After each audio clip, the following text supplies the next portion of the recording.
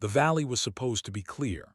That's what the intelligence briefing said 3 hours before sunrise, when the 12 Navy SEALs loaded into the MH-60 Black Hawk and lifted off from Forward Operating Base Sentinel.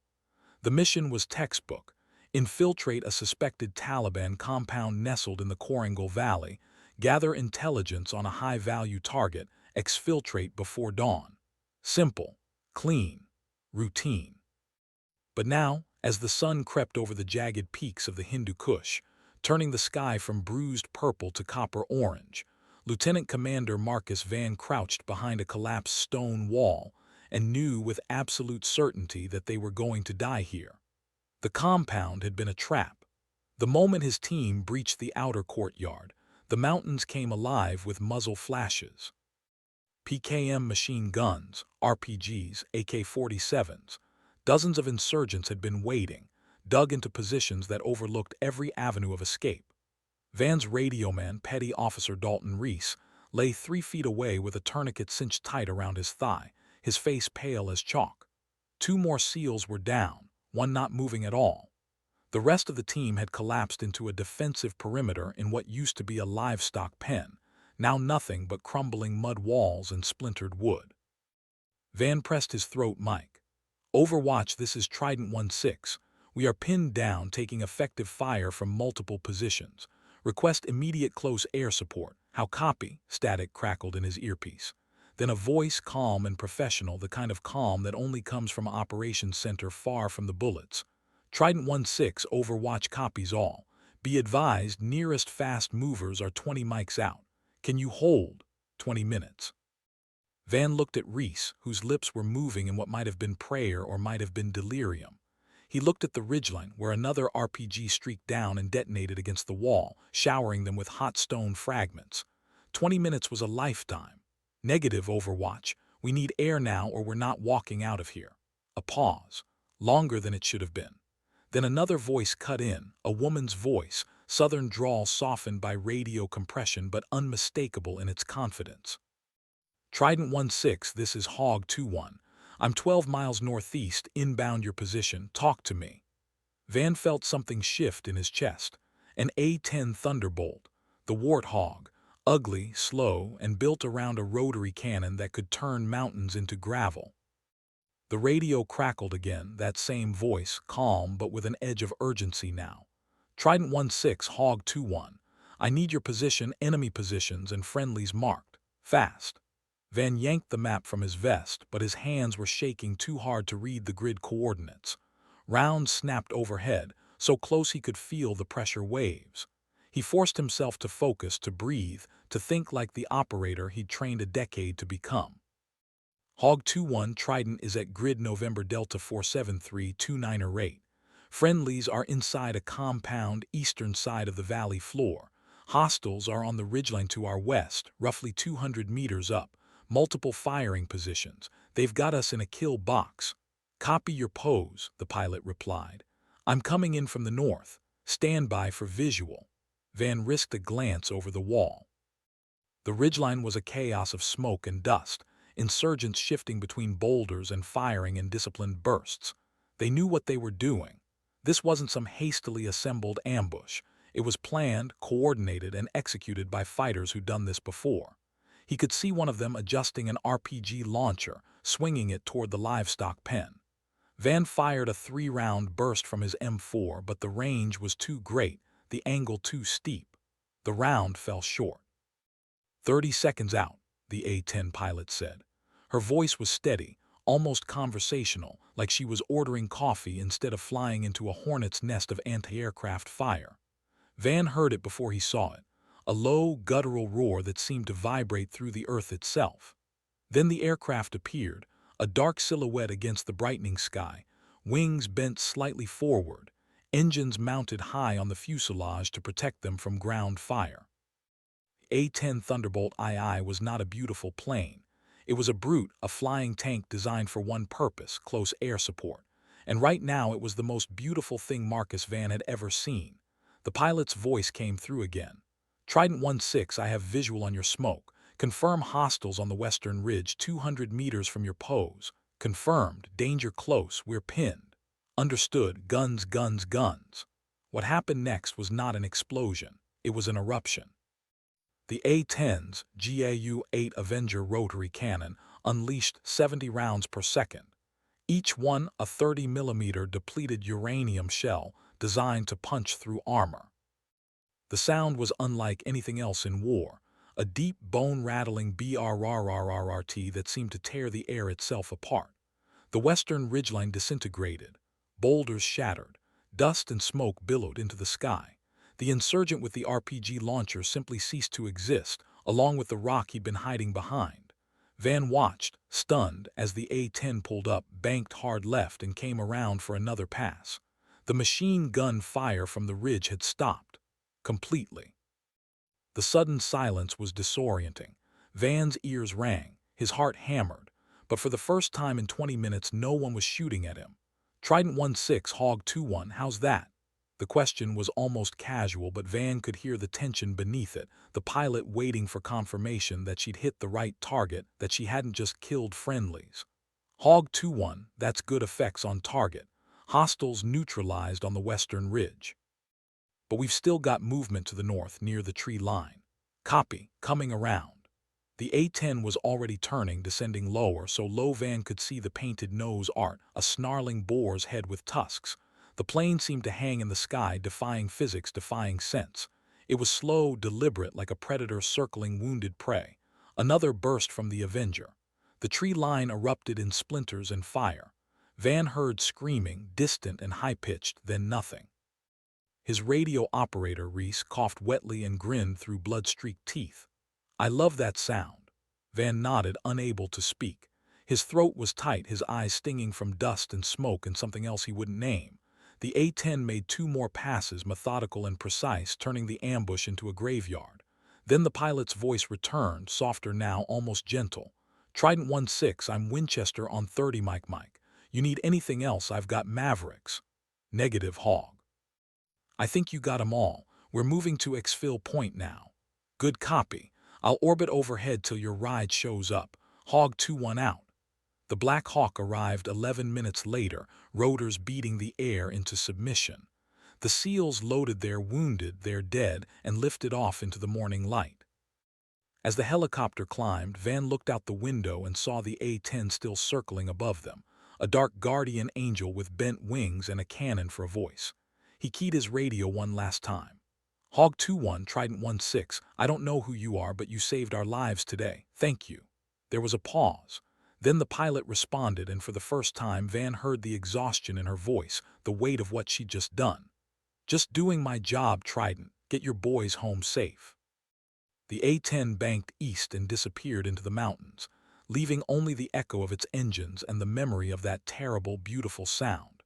Van would find out later that the pilot's call sign was Boar. Captain Evelyn Boar Hargrove, a Texas-born A-10 pilot with 8 years in the Air Force and a reputation for being too aggressive, too reckless, too willing to fly low when everyone else stayed high. She'd been passed over for promotion twice. Her commanding officer had called her a liability. But on that morning in the Korengal Valley, she'd been exactly what 12 dying men needed. And Marcus Van would never forget her name. 3 weeks later at Bagram Airfield, the story of Hog 2-1's gun run spread through the base like wildfire. Fighter jocks in the chow hall traded rumors about the A-10 pilot who'd shredded an entire ambush with guns alone. No bombs, no missiles, just the Avenger cannon and nerves of steel. Some said she'd flown so low the SEALs could see her face through the canopy. Others claimed she'd taken ground fire and kept attacking anyway. The truth was less dramatic but more impressive.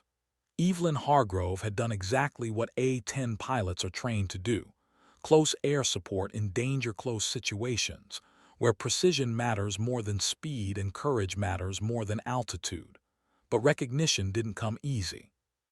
In a fighter-pilot culture dominated by men flying supersonic jets, the A-10 community was often dismissed as the slow and low crowd, unglamorous and outdated.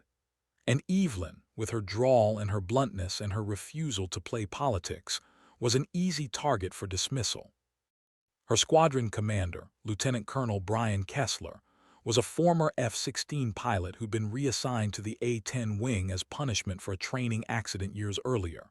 He resented the Warthog, resented the mission, and resented pilots like Evelyn who seemed to love the jet despite its limitations. When she returned from the Korangal mission, still wired on adrenaline and exhausted from 3 hours in the cockpit, Kessler called her into his office. She stood at attention, flight suit still smelling of jet fuel and sweat, and waited. Kessler didn't look up from his paperwork. "You went Winchester on 30mm. It wasn't a question." "Yes, sir. Enemy positions required multiple gun runs to neutralize the threat. You were danger close, less than 200 meters from friendlies." "Yes, sir. The JTAC confirmed the target and cleared me hot." Kessler finally looked at her, his expression cold. "You took unnecessary risks. You could have waited for fast movers with JDAMs. Instead, you cowboyed it." Evelyn's jaw tightened, but she kept her voice level. "Sir, the SEALs on the ground said they needed air immediately. 20 minutes was too long. I was in position. I took the shot. And if you'd hit friendlies." "I didn't miss, sir." Kessler leaned back in his chair, studying her. "You know what your problem is, Hargrove. You think flying low and slow makes you a hero. It doesn't. It makes you a target. One of these days you're going to get yourself killed, and I'm not going to be the one explaining to your family why you thought you were invincible." Evelyn wanted to argue, wanted to tell him that she didn't think she was invincible, that she was terrified every single time she rolled in on a target, that the reason she flew the A-10 was because it was the only jet designed to bring soldiers home alive. But she didn't. She just said, "Yes, sir," and left. Outside, the sun was setting over the mountains, turning the sky into bands of red and gold. Evelyn walked to the flight line, where her A-10 sat parked among a row of identical jets, scarred and patched and still ready to fight. She ran her hand along the fuselage, feeling the rivets and dents, the places where shrapnel had scored the titanium bathtub that protected the cockpit. The nose art, her boar's head with tusks, had been hand-painted by a crew chief who believed in her when no one else did. A voice called out behind her. "Captain Hargrove." She turned. A young airman jogged over, holding a folded piece of paper. "Ma'am, this came in for you. Message from downrange." Evelyn unfolded the paper. It was a handwritten note, short and scrawled in hurried block letters. "Hog 2-1, this is Trident 1-6. My team made it home because of you. You're the reason 12 families didn't get a knock on the door. I don't care what anyone says, you're the best pilot I've ever worked with. Semper Fi. LTCDRM Van, SEAL Team 3. Evelyn read it twice, then folded it carefully and slipped it into her pocket. She looked up at the darkening sky, where the first stars were beginning to appear, and allowed herself a small, tired smile. Kessler could say what he wanted. The SEALs knew the truth, and that was enough. For now. But the valley wasn't done with her yet. 2 months later, Evelyn was back in the air, leading a 2-ship formation on a routine patrol along the Pakistan border. The mission was supposed to be uneventful, just another presence patrol showing the flag, reminding the insurgents that coalition air power was always watching. Her wingman was Captain Ray Fortes, a younger pilot with sharp instincts and a tendency to overthink. They'd flown together a dozen times, enough to develop the kind of shorthand communication that kept you alive in contested airspace. "Bore lead, this is Bore 2, Ortiz's voice crackled over the radio. "I've got a hot spot on the HMCS, bearing 270, approximately 15 clicks out. Could be a vehicle convoy." Evelyn checked her helmet-mounted cueing system, overlaying infrared imagery onto her visor. Sure enough, there was a heat signature moving along a narrow mountain road, multiple vehicles in a loose column. "Bore 2, I see it. Overwatch, this is Bore lead. We have possible enemy movement at grid Papa Kilo 621445. Request clearance to investigate." "Bore lead, Overwatch, stand by." The wait was agonizing. Rules of engagement in Afghanistan were complex, layered with restrictions designed to minimize civilian casualties. You couldn't just shoot at a convoy because it looked suspicious. You needed confirmation, authorization, a clear and present threat. Evelyn circled, watching the convoy wind its way through the mountains. Something about it felt wrong. The vehicles were moving too fast, too purposefully, like they knew exactly where they were going. Bore lead, Overwatch. We have no friendly units in that sector. You are cleared to observe, but hold fire unless you have PID, positive identification of hostile intent. Copy, Overwatch, observing. Evelyn descended, dropping from 12,000 feet to 8,000, using the terrain to mask her approach. The A-10's turbofan engines were quieter than most jets, but sound carried in the mountains. She didn't want to spook them. As she closed the distance, the convoy became clearer. 5 vehicles, 3 Toyota Hilux trucks, the kind insurgents love because they were fast and reliable, and 2 larger cargo trucks. The Hiluxes had armed men in the beds, weapons visible. The cargo trucks had tarps lashed over their loads. Evelyn's instincts screamed at her. This wasn't a civilian convoy. Bore 2, I've got armed personnel in the trucks. No visible markings. Looks like an insurgent supply run. Copy, lead. What's the call? Before she could answer, one of the men in the Hilux bed raised an object, long, tubular, unmistakable, a surface-to-air missile. Bore 2, break right, Sam, launch. Evelyn yanked the stick, rolling the A-10 hard to the left and dumping flares.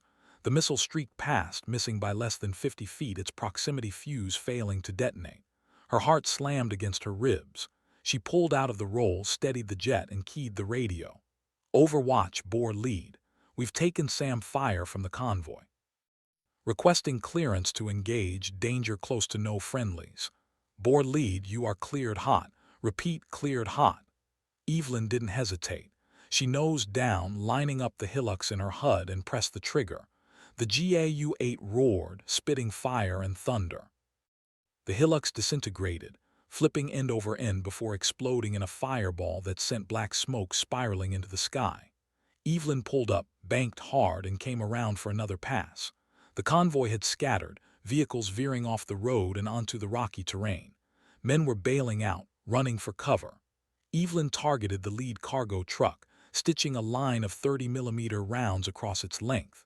The truck lurched, then detonated with a force that shook her jet even at altitude. Secondary explosions rippled outward, fuel and ammunition cooking off in a chain reaction. Jesus, Ortiz breathed over the radio. What the hell were they carrying? Nothing good, Evelyn muttered. She rolled in again, targeting the second cargo truck. This time she fired a single AGM-65 Maverick missile, guiding it with the infrared seeker. The missile struck dead center, obliterating the truck and leaving a crater where it had been. The remaining insurgents were fleeing now, abandoning their vehicles and sprinting into the mountains. Evelyn circled, scanning for threats, her finger hovering over the trigger. But the fight was over. The convoy was destroyed. Bore 2, bore lead, status. 2's good, lead, no damage. That was some shooting. Evelyn exhaled, long and slow, and let the adrenaline drain out of her. Her hands were steady on the stick, but her mind was racing. That missile had been close. Too close. If it had detonated, if the proximity fuse had worked, she'd be dead. Bore lead, Overwatch. Good effects on target. BDA shows 5 vehicles destroyed, multiple enemy KIA. Well done. Copy, Overwatch. Bore flight is RTB. The flight back to Bagram was quiet. Ortiz tried to make small talk, but Evelyn wasn't in the mood. She kept seeing that missile, kept replaying the moment it streaked past her canopy, close enough to feel like death was reaching out to tap her on the shoulder. When they landed, the maintenance crew swarmed the jets, checking for damage. Evelyn climbed out of the cockpit, her legs stiff and aching, and walked across the ramp to the ops building. Kessler was waiting for her in the debrief room, arms crossed, expression unreadable. He let her finish the debrief, let her walk through every detail of the engagement, and then he dismissed the intelligence officer and closed the door. "You got lucky," he said. Evelyn stared at him. "Sir, that missile should have killed you. If it had proximity fused correctly, you'd be scattered across a mountainside right now. You know that, right?" "Yes, sir." Kessler stepped closer, his voice dropping. "You're a good pilot, Hargrove, maybe even a great one. But you keep pushing your luck, and one day it's going to run out. You can't save everyone, you can't win every fight, and you can't keep flying like you've got nothing to lose." Evelyn met his gaze, unflinching.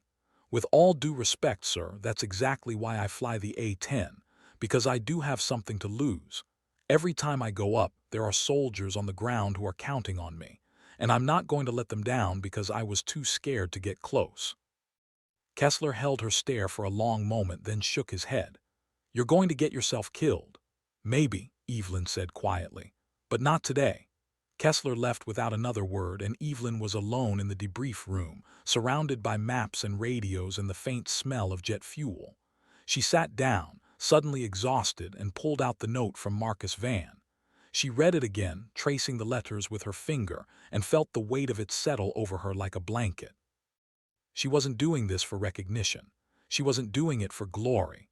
She was doing it because someone had to. And if that meant flying low, flying slow, and flying into the teeth of enemy fire, then that's what she'd do. Because that's what the A-10 was built for. And that's what she was built for too. The valley would call her back one more time. 4 months after the convoy ambush, Evelyn was flying a solo mission over the same stretch of mountains.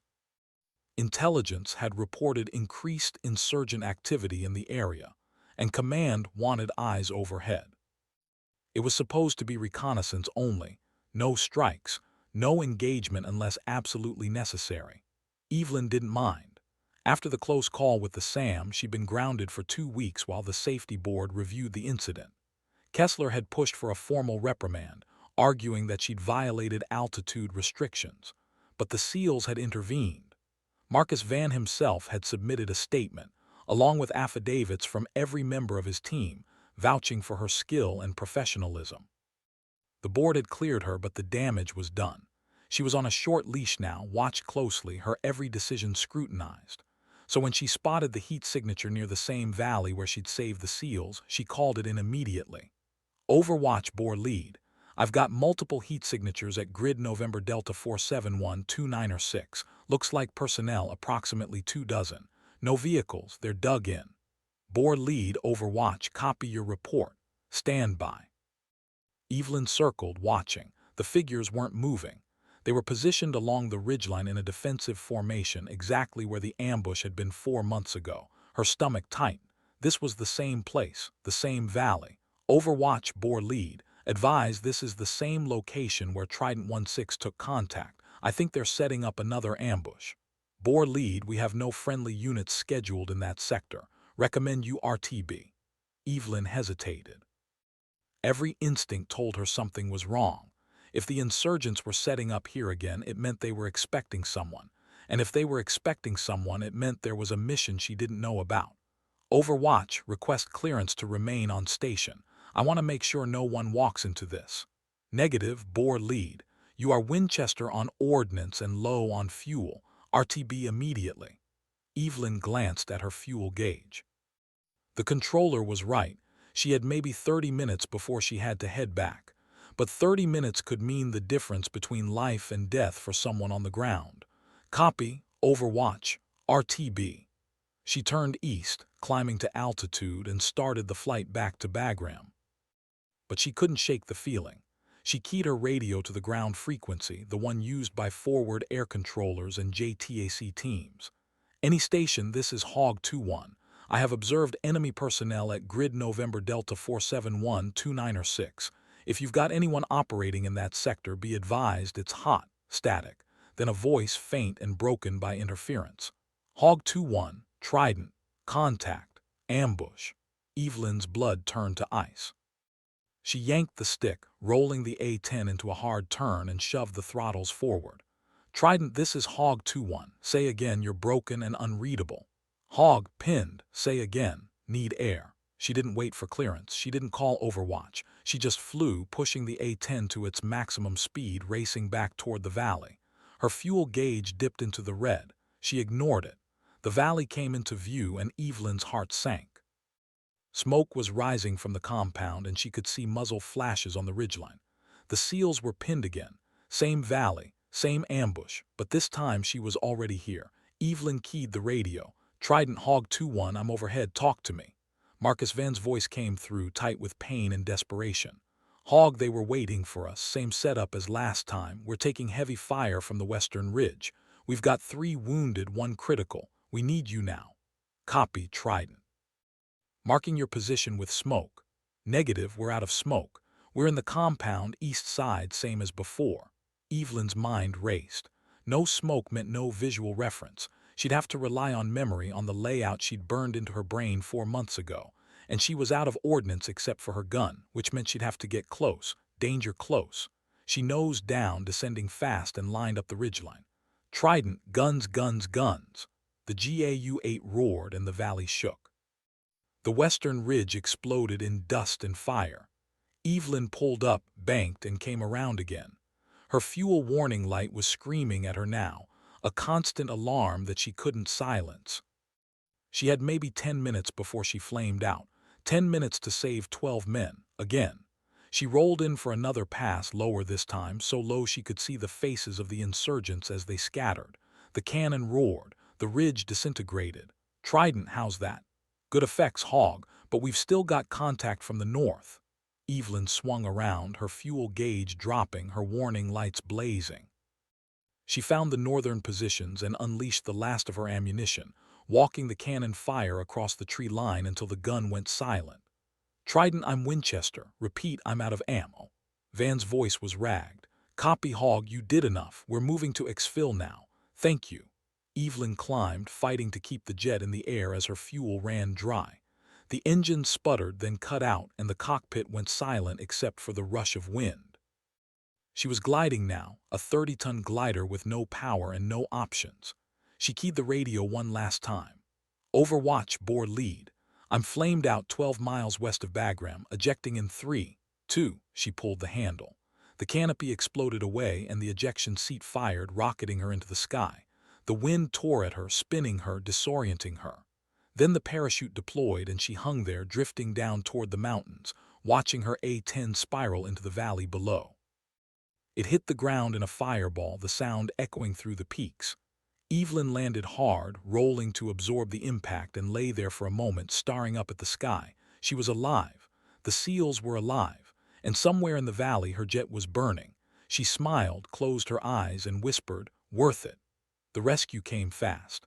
A Black Hawk was overhead within 15 minutes, winching her up before insurgents could reach her position. By the time she landed at Bagram, the entire base knew what had happened. Captain Evelyn Hargrove had run out of fuel, saving the same SEAL team twice. She'd flown into an ambush with no ordnance except her gun, expended everything, and then glided her dying jet long enough to call in her own rescue. Kessler met her on the tarmac, his face pale and drawn. For once he had nothing to say. Evelyn walked past him, still in her flight suit, and headed straight for the ops center.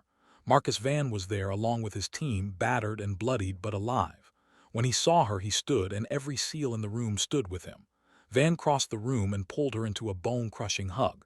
"You crazy, beautiful maniac," he said, his voice breaking. "You saved us again." Evelyn laughed, exhausted and giddy. "Just doing my job." "No," Van said, stepping back and looking her in the eye. "You went above and beyond twice. You're the reason 12 families didn't lose someone they love. You're the reason I'm standing here. Don't ever let anyone tell you different." Evelyn nodded, unable to speak past the lump in her throat. Kessler appeared in the doorway, his expression unreadable. "Hargrove, my office. Now." Evelyn followed him, expecting another lecture, another reprimand. When the door closed, Kessler just sighed and sat down. "I was wrong about you," he said quietly. "I thought you were reckless. I thought you were going to get yourself killed, but you're not reckless, you're just brave, and I'm sorry I didn't see that sooner."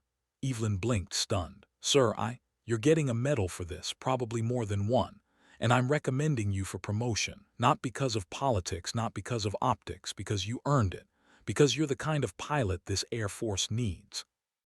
Evelyn felt tears sting her eyes, but she blinked them back. "Thank you, sir." Kessler stood and extended his hand. She shook it, and for the first time since she'd arrived at Bagram, she felt like she belonged. 6 months later, Evelyn stood on a stage at Nellis Air Force Base, wearing her dress blues, as a general pinned the Distinguished Flying Cross to her chest.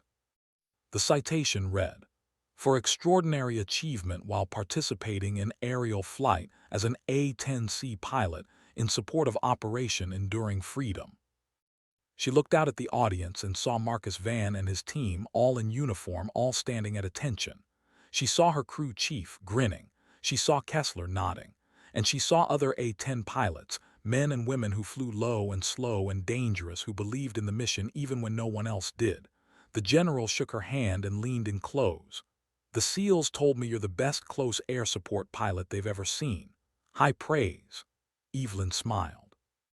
The A-10's the best close air support jet ever built, sir. I just fly it. The general laughed. Well, keep flying it, Captain. We need more pilots like you. After the ceremony, Van found her outside. I never got to ask, he said. Why bore? What's the story behind the call sign? Evelyn looked up at the sky, where a pair of A-10s flew in formation, their silhouettes dark against the setting sun. When I was a kid in Texas, my granddad used to take me hunting. We track wild boars through the brush. Mean, tough animals. You couldn't scare them off, couldn't outrun them. You had to face them head on. My granddad used to say, Evie, a boar doesn't back down ever, and neither should you. Van nodded slowly. Suits you, Evelyn grinned. Yeah, it does. They stood there together, watching the A-10s disappear into the horizon, and Evelyn felt something settle in her chest. She'd fought for this. She'd bled for this. And she'd proven to herself and to everyone else that she belonged here. The valley was behind her now, but the sky was still ahead. And as long as there were soldiers on the ground who needed her, she'd keep flying. Low, slow, and always, always toward the fire, because that's what a boar does. Years later, after she'd retired and the wars had ended, Evelyn would sometimes dream of the valley.